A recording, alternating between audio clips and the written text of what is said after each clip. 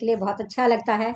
ये स्वतंत्रता मुझे मिली है कि इस मंच में मैं अपने सभी सहपाठियों, सहयोगियों, बुजुर्गों और अपने जो समकक्ष हैं, छोटे हैं, उनके साथ अपने मन की बात साझा कर सकूं।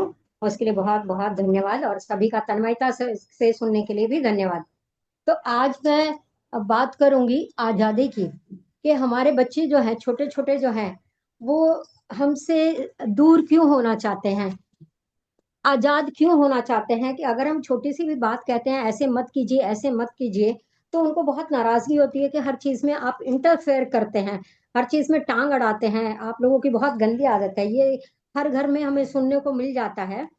तो इस आजादी का मतलब क्या है, और सही मायने में आजादी क्या है, और बच्चों को कितनी आजादी खुद से लेनी चाहिए, वो उनको खुद सोचना है।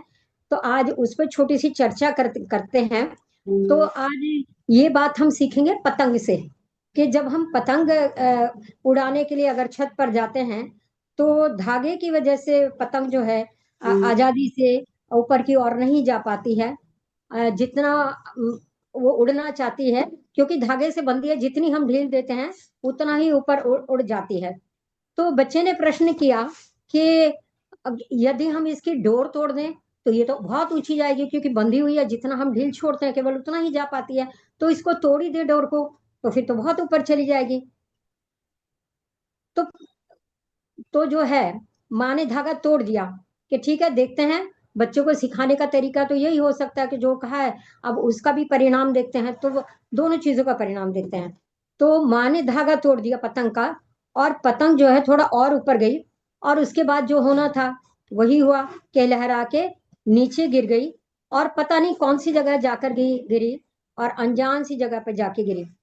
तो माँ ने जीवन का दर्शन समझाने की इसमें कोशिश की, कि जिंदगी में हम जिस ऊंचाई पर हैं, हमें अक्सर लगता है कि कुछ चीजें जिनसे हम बंधे हैं, वे हमें ऊपर जाने से रोक रही हैं। हम अगर बात करें घर की, परिवार की, अनुशासन की, माता पिता की, गुरु की और समाज की, तो बच्चों को लगता है कि ये सब ऐसी रुकावटें हैं जो हमें आगे नहीं जाने दे रही, हमारी आजादी में खलल डालती हैं। बिना बात के हमें इंस्ट्रक्शंस देती हैं, और जैसा हम चाहते हैं हमें वैसा नहीं करने देते हैं, अपने हिसाब से हमें चलाना चाहते हैं, और तो वो हमसे आजाद होना चाहते हैं। वास्तव में ये वही धागे होते हैं जो हमें ऊंचाई पर बना कर रखते हैं। अगर ये धागा नहीं हो, हम थोड़ा ऊंचा तो उड़ेंगे, जैसे कि हमने अभी देखा कि पतंग को हमने काटा, धागे से अलग किया, उड़ी वो थोड़ी सी ऊंची और उड़ी, लेकिन उसके बाद जो है वो दिशाहीन होकर, और पता नहीं किस दिशा में, किस जगह पर, अनजानी जगह पर जाकर गिरी है। तो इन धागों के बिना एक बार हम तो ऊपर उड़ जाएंगे, अगर धागा नहीं है ऊपर तो उड़ जाएंगे, लेकिन बाद में क्या होगा, हमारा भी वही हश्र होता है जो बिना धागे की पतंग का होता है। तो जीवन में हमें ऊंचाई पर तो बने रहना है, लेकिन ये जो हमारे धागे हैं, घर रूपी धागा है, परिवार रूपी धागा है, अनुशासन रूपी धागा है, और माता पिता के जो समझाने का धागा है, और जो गुरु है, और जो हमारा समाज हमें सिखाने की कोशिश कर रहा है।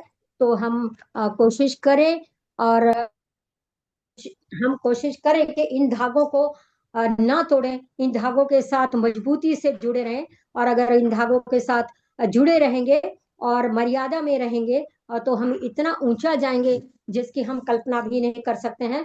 तो बच्चों को ये बात समझनी चाहिए। और हम, क्योंकि अब मैं देख रही हूँ हमारी चौपाल में ऐसा कोई नहीं है कि बहुत छोटा हो, सब समझदार हैं, सब परिवार वाले हैं। तो हमें कोशिश करनी है कि बच्चों को, ऐसा नहीं है ढील नहीं दे, अगर हमने उसको टाइट किया पतंग के धागे को, तो पतंग स्वतः ही कट जाएगी। बीच बीच में ढील देना है, जैसे वो ऊंचे उड़ने लगे फिर थोड़ी सी ढील देनी है, फिर ऊंचे उड़े। तो बच्चों को ऐसे ही इंस्ट्रक्शंस देते रहिए, उनको गाइडेंस, मार्गदर्शन देते रहिए, और उनको ऊंचा उड़ने की छूट दीजिए।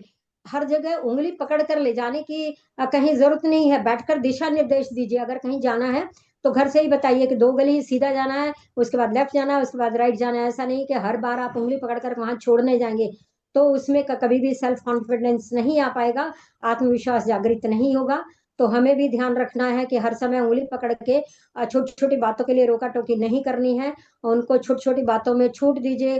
छोटी छोटी गलतियां करते हैं अगर बच्चे, तो अपने आप ही छोटी छोटी गलतियों से सीख जाएंगे। और इशारों इशारों में समझाइए कि आपसे क्या गलती हुई, थोड़ा सा ध्यान कीजिए। लेकिन गलतियां बताने का भी एक तरीका है कि जब गलती हो जाए और अगर कोई नुकसान हुआ है, पहले उस नुकसान की भरपाई करें। अगर बच्चा नीचे गिर गया है तो पहले उसको सहारा देकर उठाएं, बैंडेड की जरूरत है तो बैंडेड लगाएं। और उसके बाद जब उसका मन शांत हो जाए, तब उसको समझाएं कि बेटा ऐसे नहीं, ऐसे चलना था, आप क्यों गिर गए हैं, तब उसको समझाएं। उस समय ना समझाएं जब वो समझने की स्थिति में है।